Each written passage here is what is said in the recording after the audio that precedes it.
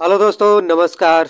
Indian air force ने पहली बार लड़ाकू विमान तेजस को मिलिट्री एक्सरसाइज के लिए देश से बाहर भेज रही है। इसकी ऑफिशियल जानकारी एयरफोर्स ने दी है। एक वरिष्ठ अधिकारी ने बताया कि संयुक्त अरब अमीरात में डेटर्ज फ्लैग नाम से 27 फरवरी से लेकर 17 मार्च तक मिलिट्री एक्सरसाइज होगी। इसमें भारत की तरफ से 5 लाइट कॉम्बैट एयरक्राफ्ट तेजस और 2 C-17 ग्लोबमास्टर शामिल होंगे। यह पहली बार है जब इंडियन एयर फोर्स की तरफ से तेजस को मिलिट्री एक्सरसाइज के लिए बाहर भेजा जा रहा है।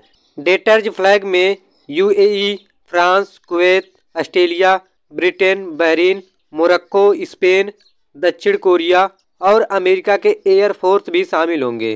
करीब 18 साल की कड़ी मेहनत के बाद आखिरकार जनवरी 2001 को पहली बार इस स्वदेशी फाइटर जेट ने हिंदुस्तान के आसमान में उड़ान भरी थी। जब यह सब कुछ हो रहा था तो उस समय अटल बिहारी वाजपेयी देश के प्रधानमंत्री थे। 2003 में वाजपेयी जी ने इस फाइटर प्लेन को तेजस नाम दिया था। तेजस नाम रखते वक्त प्रधानमंत्री वाजपेयी जी ने कहा था कि ये संस्कृत शब्द है जिसका मतलब होता है चमक।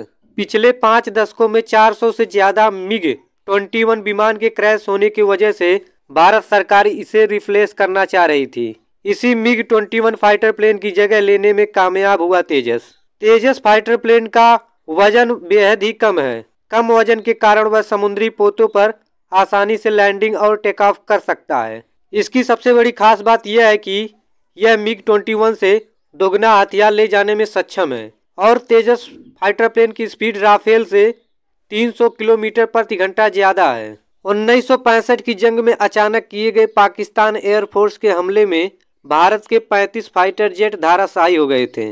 यही नहीं, लड़ाकू विमान में GPS राडार नहीं लगे होने की वजह से squadron leader William green Bharat के बजाय पाकिस्तान में लैंड कर गए थे। देश में बने फाइटर एयरक्राफ्ट तेजस का एडवांस वर्जन जल्द ही वायुसेना की ताकत बढ़ाएगा। Air chief marshal VR Chaudhary ने कहा कि वायुसेना हल्के लड़ाकू विमान के एडवांस वर्जन तेजस मार्क 2 के 6 स्क्वाड्रन बनाए जाएंगे। एयरफोर्स इनके लिए जरूरी 108 प्लेन खरीद का फैसला कर चुकी है।